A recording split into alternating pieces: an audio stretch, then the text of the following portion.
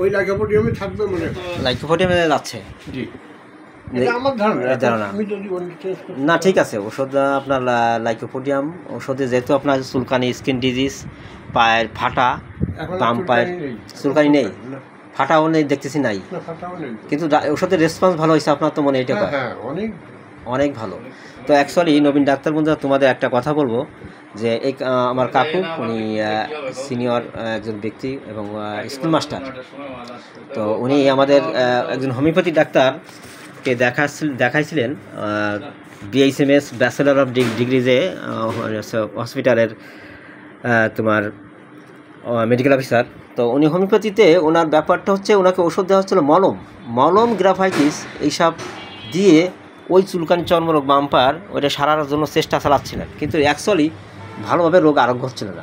ওষুধ আরোগ্য হবে না, তো পরে বুঝলাম। আমি মনে করছি যে হোমিওপ্যাথি কি মলম দেবে কেন।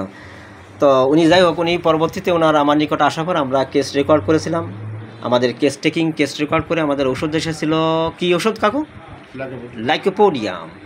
সো লাইকোপোডিয়াম ওষুধ খাওয়ার পরে কাকু বলছে যে আমার রোগ 90% প্রায় নেই এবং অনেক সুন্দর কাজ হয়েছে। কি বলছেন যে বলুন আপনি, সেই একটা কথা বলুন, কেমন হয়েছে কি দেখি, কেমন হলো, কেমন কি মানে রেসপন্স কেমন হলো?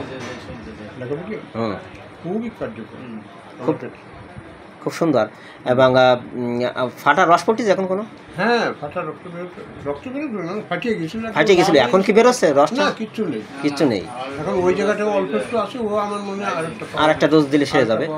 তো কোনো মলম দিছিলাম কি? না, শুধুমাত্র লাইকোপোডিয়াম। কেন আমি বলছি যে দেখো নবীন ডাক্তার তোমরা যারা শিখতে চাও, তোমাদের একটা কথা বলবো, মলম পেটেন্ট নিয়ে অনেকে লাফালাফি দৌড়দৌড়ি করে যে মলম পেটেন্ট হয়তো তাড়াতাড়ি কাজ করবে, কিন্তু কি হলো, এই যে উনি মলম দিচ্ছিলেন কিন্তু রোগ চিরতরে সারে না, অনলি লাইকোপোডিয়ামে তার চর্মরোগ সারে যাচ্ছে। আশ্চর্য ব্যাপার, 90% রোগ আউট লাইকোপোডিয়াম। কী হয়ে পেয়েছিলাম লাইকোপোডিয়ামের? Chilly patient, result for sweet, miserable, totality যে স্ট্রং সিমটম তা পেয়েছিলাম, তাই আমি লাইকোপোডিয়াম দিয়েছিলাম। তো হ্যানিমান যে কথা বলেছেন, treat the patient not the disease, তাই তো তাই হলো, এবং রোগ আউট হয়ে যাচ্ছে। এবং কাকু বলছে যে আমার হয়তো এক ডোজ দিলে আমার মনে হয় ওষুধ লাগবে না, তার আশা হয়ে গেছে, বিশ্বাস হয়ে গেছে, তাই তো।